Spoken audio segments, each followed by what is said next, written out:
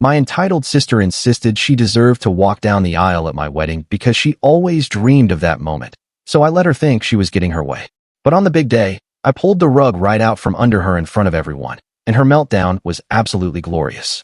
My elder sister, Iris, is 32, and her greatest aspiration in life is to orchestrate the quintessential wedding.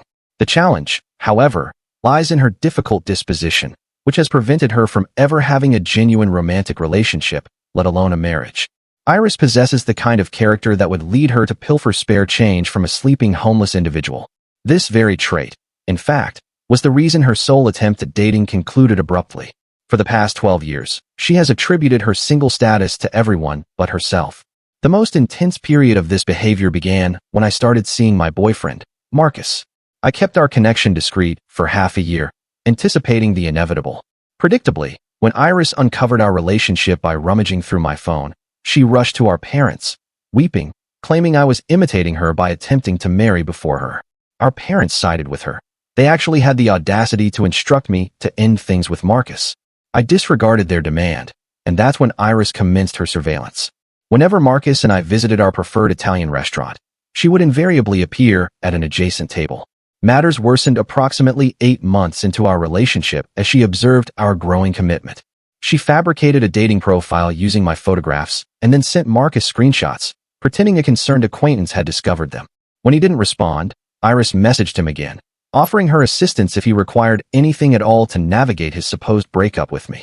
He showed me her message, and we simply found it amusing. He blocked her number, but this was far from the conclusion of her interference. My parents contacted me a few days later, shouting about why my boyfriend was isolating me from my sister. They asserted Marcus was controlling and that I needed to sever ties with him immediately. I didn't comply, and this decision eventually had repercussions. Roughly a year and a half into our relationship, I announced our engagement at a family dinner. Everyone celebrated, except for Iris and my parents. My parents' expressions soured. They glanced at Iris, nodded, and precisely on cue, she rose, clutched her chest, and collapsed onto the floor. My parents instantly halted all festivities. They ushered everyone out of the house to ensure Marcus and I received no attention, then hurried Iris to the hospital. Naturally, Iris experienced a miraculous recovery during the drive. Marcus and I were already contemplating not inviting her, but our breaking point occurred during our meeting with the venue staff. We were reviewing details when my sister and parents entered uninvited. Iris was weeping, and they all wore a fleeting look of distress. Iris has cancer, they declared. My world stopped. The doctors are giving me 8 months, a year at most. She then began to sob more intensely. My only dying wish is to walk down the aisle in a wedding gown. Can I walk first at your wedding? My parents immediately supported her. It's such a minor request. She's your older sister. She deserves this before she passes. I wanted to agree. After all, she was supposedly dying. Yet, the entire situation felt peculiar. They discussed nothing but her walking down the aisle, and when I inquired about the type of cancer, Iris and my mother provided inconsistent answers. So, I conceded, but asked for a few days to consult with Marcus's family. I utilized those nights to investigate. You see, Iris was unaware that Marcus's father was a physician. Once we informed him of our suspicions, he offered to inquire through his medical contacts. Iris had no inkling. Within days, he possessed proof. Iris had no appointments with a cancer specialist, no chemotherapy prescriptions, no relevant medical records. She did not have cancer. Initially, we intended to confront her angrily, but instead, we devised a superior strategy. We would grant her precisely what she desired. We returned to my parents' home that evening and informed them of our acceptance. Iris's eyes immediately brightened. She embraced me fiercely, and my parents expressed their pride in having raised such a selfless sister. I smiled back, knowing precisely what we intended to do.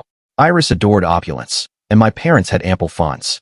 At every decision point, Marcus and I feigned a restricted budget, knowing Iris would insist my parents upgrade everything. This tactic succeeded for the photographer, the floral arrangements, even the venue itself, and more. We acquired the finest of everything without cost. The absolute best aspect of it all was observing my parents and Iris endure immense difficulty to sustain their cancer narrative. They spent money on absurdly expensive pills, which Iris would take in front of me, only to rush to the restroom and expel them. Iris began to starve herself to shed weight, and she even went as far as periodically shaving portions of her hair to create a realistic appearance. I feigned concern each time. Everything culminated on my wedding day. Iris arrived in a gown that cost twice as much as mine. She had a professional wig and makeup, her own photographer, and a bouquet larger than mine. When I saw her, we shared a large embrace. Our parents arrived moments later. My mother was clad in red, and my father wore his finest suit. They hugged me, weeping, telling me they would cherish this memory forever. I reciprocated the sentiment. We began heading inside, and it was while passing security that the incident occurred. I proceeded without issue, but the two massive security guards I had employed halted Iris and my parents. You are not permitted beyond this point. Iris's expression shifted from triumphant to bewildered in an instant. She looked at the guards, then at me, then back at the guards. What do you mean we're not allowed? I'm the bride's sister. The guard checked his tablet. Your names are not on the guest list. I apologize, but we have strict instructions. My mother's voice ascended 3 octaves. This is preposterous. We're her parents. She grasped the guard's arm, which he gently but firmly removed. Iris began hyperventilating. Her hands flew to her chest, and she stumbled backward into Dad. My medication. I need it. She collapsed onto the pavement, her wig slightly dislodging to reveal stubble beneath. Guests arriving for the ceremony paused to observe. An elderly couple from Marcus's side gasped as Iris writhed on the ground. My father dropped to his knees beside her. Someone call 911. She's having a reaction. The stress? Iris gasped between dramatic breaths. My oncologist said no stress. She clutched at my dress from the ground. Please, I just wanted to witness your marriage before I... Mom spun around to face the expanding crowd. Look what she's doing to her dying sister. Her red dress caught the sunlight as she gestured at me, the price tag still attached fluttering in the breeze, denying her final wish. More guests gathered. I recognized Marcus's great-aunt Martha, clutching her pearls. Iris's performance intensified. She began making choking sounds while Dad fanned her with his jacket. The venue manager appeared, holding a folder. Is there a problem here? Yes. Mom shrieked. My daughter is succumbing to cancer, and they won't permit her into her sister's wedding. The manager's face remained impassive. He opened his folder and extracted a contract. Ma'am, I possess documentation here demonstrating that Iris, along with you and your husband, were explicitly excluded from this event. In fact, he flipped a page. There's a signature here from last week, someone claiming to be Iris, attempting to alter the catering order. Iris's gasping paused for half a second before resuming with renewed vigor. That's a forgery. Dad yelled. We'll sue this entire establishment. I retreated from the scene, my hands trembling. The crowd was expanding. Someone was filming with their phone. Iris's eyes tracked the camera, and her convulsions became more theatrical. How could you? An older woman I didn't recognize approached me. Your own sister. I turned and walked swiftly toward the garden area adjacent to the venue. My heels clicked against the stone path as Iris's wails echoed behind me. I could hear Mom recounting my cruelty to anyone who would listen, detailing Iris's valiant struggle and her dying wish. I found myself behind the rose bushes, gripping the thorns without realizing it. Small cuts formed on my palms. My breathing came in short, rapid bursts. Everything we had meticulously planned was unraveling. The security was meant to handle this discreetly. Iris was not supposed to. Hey, Marcus appeared around the corner, his face flushed. I heard the commotion. Are you okay? I showed him my bleeding hands. He produced his handkerchief and gently wrapped them. She's truly doing this. She's truly ruining our wedding. There's more, he said quietly. My mom just received a call this morning. Iris called her at 6 a.m., alleging you've been having an affair with your coworker. She claimed Mom deserved to know before the wedding. My stomach plummeted. What?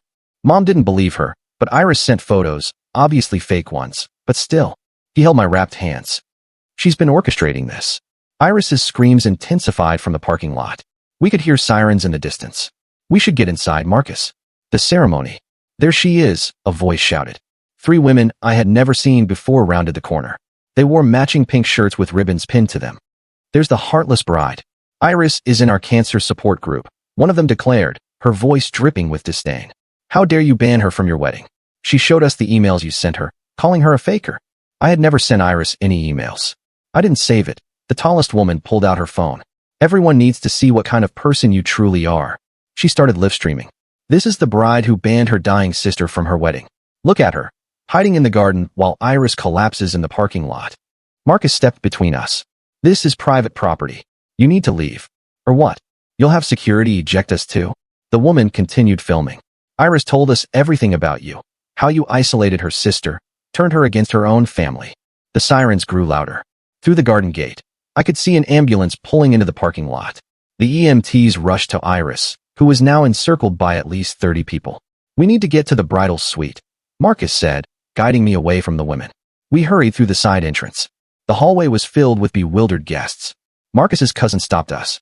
What's happening out there? Someone said, your sister collapsed. Before I could respond, my phone vibrated, then vibrated again and again. I looked at the screen. Notifications were flooding in. Someone had tagged me in a video. The title read, Bride Bans Dying Sister from Wedding, Heartless. It already had over 100 views. As I watched, the number climbed.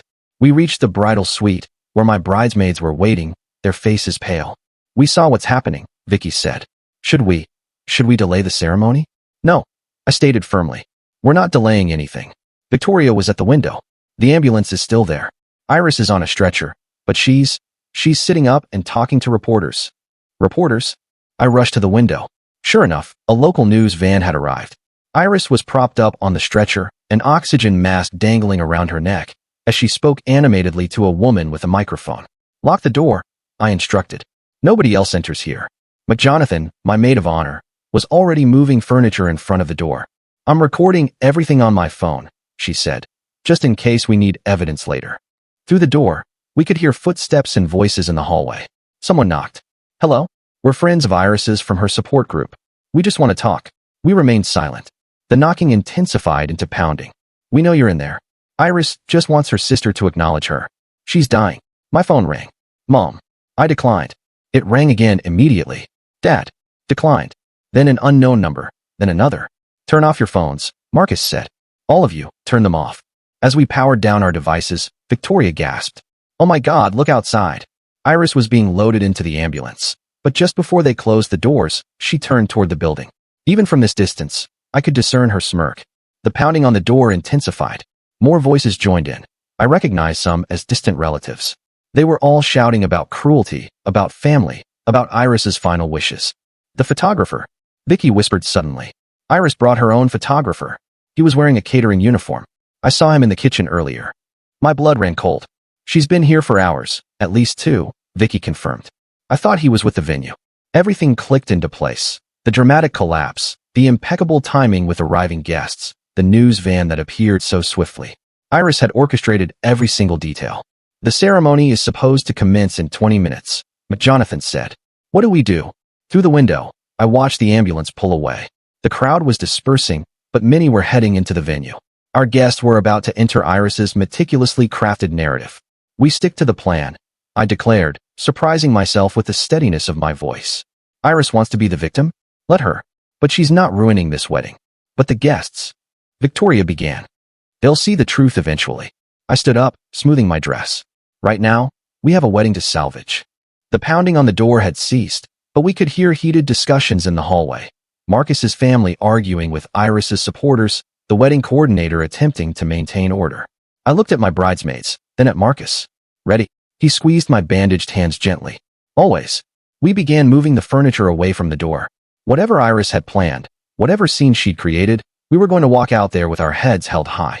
The show, as they say, must continue. We pushed open the door to find the hallway packed with wedding guests, divided into 2 distinct factions. Marcus's family stood on one side, his mother's face flushed with anger as she confronted a group of women in pink ribbons. On the other side, Iris's cancer support group, friends were displaying videos on their phones to anyone who would watch. The wedding coordinator rushed over, her professional composure faltering. The ceremony was supposed to start 15 minutes ago. Half your guests are demanding we call the police on Iris for trespassing. The other half are threatening to leave if you don't apologize to her. Through the crowd, I spotted Marcus's father near the venue manager's office. He caught my eye and subtly held up a folder. The contracts proving Iris was banned. At least we had that. Start the ceremony, I told the coordinator. Whoever stays, stays. We made our way through the crowd, disregarding the whispers and pointed fingers. In the main hall, barely 60 of our 200 invited guests remained. Empty chairs gaped like missing teeth. Marcus's grandmother sat in the front row, her jaw set with determination. My cousins, who had celebrated our engagement, were conspicuously absent. The officiant looked nervous as we took our positions. Behind us, the doors continuously opened and closed as more people departed. Someone's phone rang. Iris's name was mentioned loudly before they hurried out. Dearly beloved, the officiant began, his voice barely audible over the murmuring. That's when the doors burst open. A woman from the cancer support group ran in, phone held high. She's coding. Iris is coding in the ambulance. They're rushing her to emergency surgery. The remaining guests erupted. Marcus's aunt stood up. This is cursed. I'm not staying for this. She gathered her family and left. Others followed. By the time the commotion subsided, we had 23 guests left. The photographer Iris had planted was openly filming from the back corner, no longer even pretending to conceal himself. Should we? The officiant gestured helplessly. Continue, Marcus said firmly. We exchanged vows in front of mostly vacant chairs, our voices echoing in a space intended for hundreds. Every word felt hollow, every promise overshadowed by the spectacle outside. When Marcus kissed me, I tasted salt. I hadn't realized I was crying. The reception was a ghost town. The catering staff outnumbered the guests. The band played to an empty dance floor. Marcus's father drew us aside during what should have been cocktail hour. I called the hospital, he said quietly. Iris never arrived. The ambulance took her to the parking lot of a shopping center, where she exited and departed in your parents' car. The EMTs are filing a report for misuse of emergency services. My phone, turned back on for emergencies, exploded with notifications. The video of me hiding in the garden while my dying sister collapsed had over 10,000 views. The comments were brutal, death threats, promises to destroy my life, my workplace tagged with demands for my termination. We should leave, Marcus said, reading over my shoulder. But where could we go? The honeymoon suite we had reserved was at the same hotel where Iris's supporters were likely waiting. Home meant confronting neighbors who had seen the videos. We ended up at a roadside motel an hour away, still in our wedding attire. The clerk recognized us from the viral video but remained silent, simply sliding the key across with a look of pity. That night, instead of celebrating our union, we sat on a lumpy bed, strategizing. Marcus's father texted updates. Iris had posted a hospital selfie, claiming she had been stabilized after emergency treatment. The medical equipment in the background was from a different hospital's website, but her followers disregarded facts. I have to go to work Monday, I said. What if they've seen the videos? We'll handle it, Marcus promised, but his voice lacked conviction. Monday arrived too swiftly. I reached the office to find HR waiting in the lobby. The videos had indeed reached corporate. While they couldn't dismiss me for a personal matter, they suggested I take unpaid leave until the situation subsided. My boss avoided eye contact as security escorted me to clear out my desk. The parking lot felt like an endless expanse. Iris's photographer was there, capturing my walk of shame with a professional camera. He didn't even bother to conceal himself. At home, an eviction notice was taped to our door. The landlord's daughter had shown him the videos. He didn't desire that kind of drama in his building. We had 30 days. Marcus returned home to find me surrounded by boxes. His own day hadn't been better. 3 clients had called to cancel contracts, citing concerns about his judgment. His company was supportive for now, but we both knew that could change. The next morning, Iris escalated her campaign. She posted a video from a chemotherapy treatment center, and 4 in her arm, sobbing about facing death alone because her sister chose cruelty. The 4 bag was filled with saline. I could discern the label if I zoomed in, but the thousands of comments were all prayers and outrage. My parents called from a blocked number. Mom's voice was frigid. You have one opportunity to rectify this. Apologize publicly, admit what you did, support your sister through her treatment. She's not ill. I screamed. The doctors say otherwise, Mom replied. Dr. Morrison confirmed her diagnosis yesterday. Dr. Morrison? I searched him online. License revoked 2 years prior for insurance fraud, now operating a cash-only wellness clinic. Of course. Marcus's father conducted further investigation. Iris had discovered a network of disgraced medical professionals who would confirm any diagnosis for the right price. She was acquiring actual chemotherapy substances, selling most online, taking just enough to exhibit side effects. The weight loss, the hair falling out, it was all calculated. But proving it was another matter. The police officer we spoke to barely glanced at our evidence. His daughter had shared Iris's videos. In his mind, we were heartless monsters persecuting a dying woman. Iris's next maneuver was brilliant in its malevolence. She initiated a GoFundMe for her medical expenses, detailing how her family had abandoned her. Within 3 days, she had raised $30,000. The comments section transformed into a hub for individuals sharing their own cancer stories, praising Iris's bravery, cursing my name. Then came the lawsuit, emotional distress, defamation, theft of wedding deposits. Iris's lawyer, the same one I had consulted last year about family matters, sent a demand for $200,000. The wedding venue was suing us separately for damage to their reputation. We couldn't afford legal representation. The few who would see us demanded substantial retainers. After searching our names online, One literally showed us the door when he realized who we were. Marcus's mother called, weeping. Her book club had expelled her. 40 years of friendship ended because she had raised a son who would enable abuse of a cancer patient. His father's hospital suspension became official when Iris filed a formal complaint with the medical board. The eviction deadline loomed. We examined apartment after apartment, but landlords either recognized us or discovered the videos during background checks. We ended up in Marcus's cousin's basement, the only family member still communicating with us. Iris maintained constant pressure. She attended Marcus's church, weeping throughout the service. She posted photos from my favorite coffee shop, lamenting how she used to frequent it with her sister. She even enrolled in the art class I had been taking, compelling me to drop out or face her weekly. The breaking point arrived when Iris targeted my closest friend from college. Sarah had been my anchor, the only person besides Marcus's family who believed me. Iris befriended Sarah's mother through Facebook, sharing her fabricated story. Within a week, Sarah was imploring me to simply apologize and move on. "She's dying," Sarah said over coffee, her eyes red. "My mom saw her at the cancer center. She could barely walk." I presented the evidence, the fake doctor, the medicine sales, the security footage of Iris walking normally. Sarah dismissed it. "Even if some of it's exaggerated, she's still your sister, and she's still ill." When I wouldn't yield, Sarah departed. Our 15-year friendship concluded with her blocking my number. That night, I found myself parked outside my parents' house.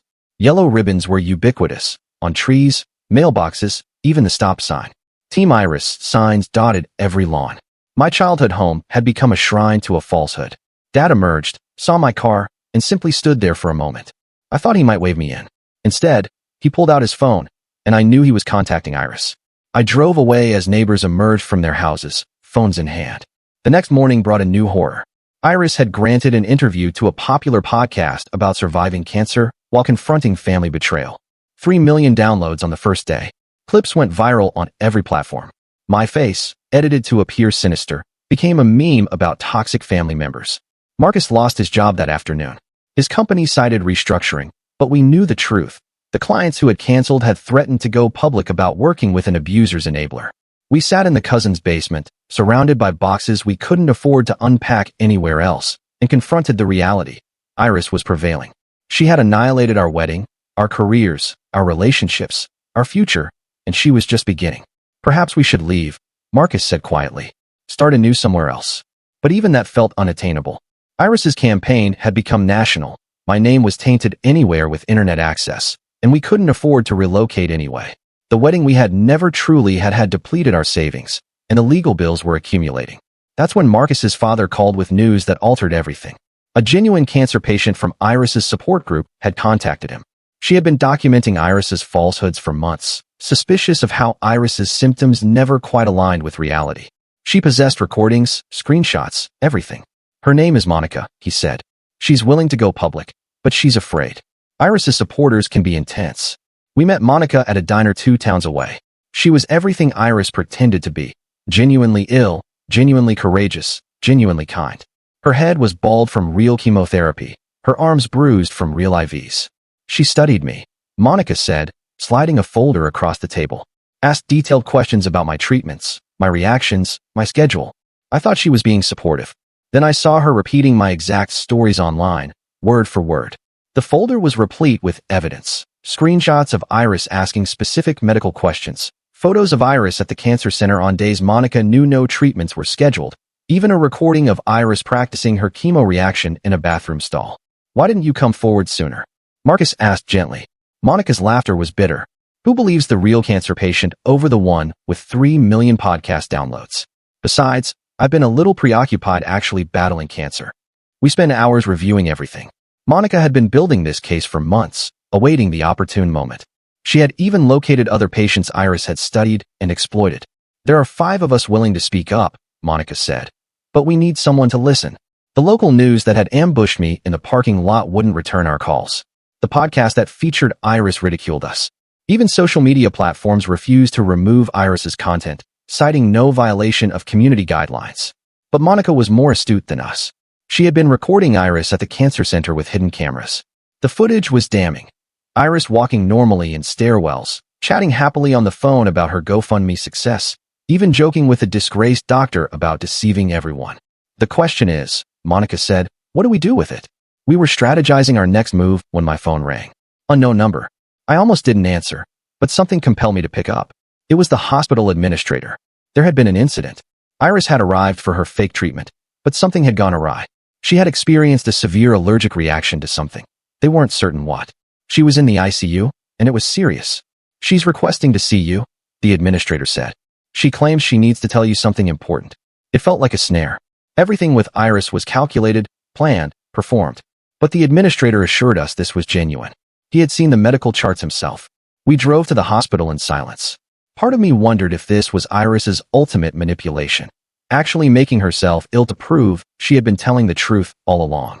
The ICU was quiet except for the beeping of machines. Through the glass, I could see Iris connected to real equipment this time. Her face was swollen beyond recognition. The nurse confirmed it. Whatever she had ingested had triggered a massive allergic reaction. They had barely saved her. She can't speak, the nurse explained, but she's conscious. She keeps gesturing for paper and a pen. I stood outside that room for what felt like hours. Marcus held my hand.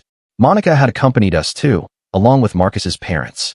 We all waited, uncertain what Iris could possibly have to communicate now. Finally, I entered. Iris's eyes tracked my movement. Up close, I could discern the fear in them. Real fear, not the feigned kind. She gestured weakly for the paper. Her handwriting was shaky, but the words were clear. I'm sorry. I gazed at those two words, anticipating the catch, the manipulation, the twist. But Iris merely lay there, tears streaming down her swollen cheeks. She wrote again. The money, GoFundMe, it's yours. All of it. I don't want your money, I said. More writing. Please let me fix this. The nurse entered, checking monitors. She needs rest, she said gently. As I turned to leave, Iris clutched my wrist with surprising strength. She scribbled one more note. Check my laptop. Password is your birthday. Everything is there. Outside, the others were waiting. I recounted what had transpired, showed them the notes. Monica was skeptical. It's another trick, she said. It has to be. But something felt different. The fear in Iris's eyes had been genuine. Whatever had occurred, whatever she had consumed, it had terrified her in a way all our evidence and threats never had. We went to my parents' house. They weren't home, likely at the hospital with Iris. Using the spare key I still possessed, we located Iris's laptop in her room. The password worked, and what we discovered changed everything.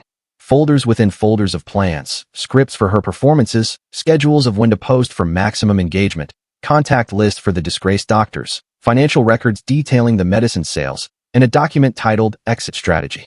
She had been planning to fake her own death, make it appear as though the stress from my cruelty had caused her cancer to worsen. There were drafted suicide notes blaming me, insurance policies she had tricked our parents into purchasing, even a plan to frame me for poisoning her. My God, Marcus's father breathed. She was going to utterly destroy you. And cash out in the process, Monica finished. But something had gone wrong. In attempting to make herself ill enough to be convincing, she had miscalculated. The allergic reaction was real, severe, and entirely unplanned. We copied everything. Every file, every document, every piece of evidence. Monica uploaded it all to a secure cloud server. We finally possessed what we needed to expose the truth. But as we sat in my childhood bedroom, surrounded by proof of my sister's elaborate deception, I felt no triumph, just exhaustion and a strange sense of pity for Iris, lying in that hospital bed, her own schemes having nearly ended her life. What do we do now? Marcus asked. I looked at the laptop screen, at the dozens of files documenting months of calculated cruelty. Then I considered Iris's scribbled apology, the fear in her eyes, the way she had gripped my wrist. We wait, I said. We see if she meant it. The others exchanged glances. They thought I was naive, perhaps even foolish. But something had shifted in that hospital room. For the first time in months, perhaps years, I had seen my actual sister, not the performance, not the manipulation, just the frightened woman who had almost perished from her own falsehoods. My phone vibrated. A text from an unknown number. This is Iris's nurse. She's asking for you again. She says it's urgent. I rushed back to the hospital, my mind racing. The nurse met me at the ICU entrance, her expression grave. She's been writing frantically. We tried to calm her, but she insists it's life or death. Through the glass, Iris was propped up, scribbling on a notepad despite her swollen fingers. The moment she saw me, she waved me in desperately. She shoved the notepad at me. Police coming. Mom called them. Says you broke in and stole evidence. They're getting warrant. My blood froze. Of course. While we had been at their house, they had been setting another trap. Iris wrote more. Dad has fake suicide note from me. Your handwriting. Monica's name in it. I grabbed my phone and called Marcus. He answered on the first ring. Get Monica somewhere safe now. Don't go back to the cousin's place. Iris was still writing. Laptop has keylogger. They know you have files. Dad's friend is judge. The pieces clicked together. Even dying, Iris had been part of one final manipulation. But something in her eyes had changed. She wrote again. Go to Channel 6. Ask for Patricia Kim. Real reporter. She investigated Dr. Morrison before. A nurse appeared. There are officers here asking about you. I slipped out through the emergency stairwell, texting Marcus as I ran. We needed to move quickly. In the parking garage, I nearly collided with Monica. She was breathing heavily, clutching her bag with the evidence. Marcus is getting the car, she gasped. Your mom just posted that you attacked Iris in the ICU. We heard sirens approaching, multiple units. Marcus screeched up in his car, and we dove in. As we pulled out, 3 police cars passed us, heading in. Channel 6, I said. Iris gave us a name. Marcus's father called. Don't go home. Your parents are there with officers. They're claiming you poisoned Iris to steal her medical records. We drove in tense silence, Monica checking her mirrors constantly. The news station's building appeared ahead. Patricia Kim. I prayed Iris hadn't led us into another trap. The security desk called up. Patricia came down herself, a woman in her 50s with sharp eyes. You're the wedding sister. I've been following this story. We have evidence, Monica said, pulling out her folder. Patricia's eyes widened as she flipped through. This is comprehensive. Come upstairs quickly. In her office, we laid out everything. The fake prescriptions, the GoFundMe fraud, the planned fake death. Patricia made calls while reviewing documents, her expression darkening with each page. Dr. Morrison, she said. I exposed him 2 years ago. He's supposed to be incarcerated. She showed us her old investigation. He had been released early and was operating under a slightly different name. My phone vibrated, an unknown number. I almost disregarded it, but Patricia gestured for me to answer and put it on speaker. This is Officer Davis. We have a warrant for your arrest. Your sister is in critical condition, and evidence suggests you administered something to trigger her reaction. Patricia seized the phone. This is Patricia Kim, Channel 6 News. I'm sitting with your suspect right now, looking at evidence of an extensive fraud scheme. You might want to reconsider your approach. Silence. Then, ma'am, we have a signed complaint and a judge's warrant. Based on falsified medical records from a convicted fraudster, Patricia shot back. I'm going live in 20 minutes. Your choice how this unfolds. She hung up and turned to her computer. We're doing this now. Monica, are you ready to go on camera? Monica nodded, though her hands trembled. Patricia's team set up with lightning speed. Within minutes, we were in the studio. Patricia wasted no time with pleasantries. Tonight, a Channel 6 investigation reveals a shocking fraud scheme involving fake cancer diagnoses, forged medical records, and a family torn apart by lies. The evidence appeared on screen. Iris's planning documents, the fake prescriptions, the GoFundMe page. Monica spoke clearly about how Iris had studied real cancer patients to perfect her performance. My phone exploded with notifications. The live stream viewer count climbed rapidly. Patricia's team had prepared graphics showing the money trail, the disgraced doctors, the timeline of deception. We're now going to the hospital where Iris is currently being treated, Patricia announced. Not for cancer, but for an allergic reaction caused by illegally obtained chemotherapy substances. The broadcast cut to a reporter outside the hospital. Behind him, chaos erupted. My parents were being escorted out by security. Mom was screaming about lawsuits and falsehoods. Dad looked stunned, as if he had aged 10 years in 10 minutes. Patricia's phone rang. She listened, then smiled grimly. The police are reconsidering their warrant. Apparently, the judge who signed it is Dr. Morrison's golf buddy. More breaking news. The GoFundMe had been frozen, $30,000 in donations locked pending investigation. The comments section had transformed into a battlefield as Iris's supporters watched their narrative crumble. Marcus's phone rang. His father's voice was shaky with relief. The hospital board called an emergency meeting. They're reviewing my suspension. The administrator saw the broadcast. Through the studio windows, we could see police cars arriving, not for us this time. Patricia's investigation had triggered something larger. Officers entered with federal badges. The fraud had crossed state lines with online prescription sales. Monica's phone vibrated with texts from the other cancer patients Iris had studied. They were ready to speak up. The real support group was mobilizing, not as Iris's army, but as witnesses to her deception. Patricia received a call during a commercial break. Her expression changed. Iris is asking for you again. She says she'll confess everything on camera if you'll come. We rushed back to the hospital, now surrounded by news vans. The ICU was locked down, but Patricia's presence granted us entry. Iris was conscious, her swelling reduced. She looked at me with exhausted eyes and nodded. The cameras rolled. Iris's confession was halting but complete. The fake diagnosis, the studied symptoms, the plan to fake her death and frame me. She named every disgraced doctor, every enabler, every scheme. When she finished, she looked directly at me. "I'm sorry," she said aloud this time, her voice audible. "I wanted to be special, to be the center of attention. I didn't care who I hurt." The federal agents took her statement. Charges would be filed: fraud, theft, conspiracy. My parents, observing from the hallway, appeared shattered. The life they had constructed around Iris's lies had collapsed in a matter of hours. As we departed the hospital, the sunrise painted the sky pink. The adrenaline was dissipating, leaving profound exhaustion. Marcus held my hand as we walked past the news vans, past the onlookers with their phones, past the remnants of Iris's carefully constructed victim narrative. Patricia's final broadcast that morning showcased the aftermath. Iris under arrest, guarded in her hospital bed, Dr. Morrison in handcuffs, the GoFundMe donors being informed of the fraud, my parents leaving their house with boxes, the yellow ribbons already being removed by neighbors. 6 months later, I sat in a small apartment across town, watching Iris's sentencing on my laptop. 3 years for fraud, 2 suspended. She would serve 18 months.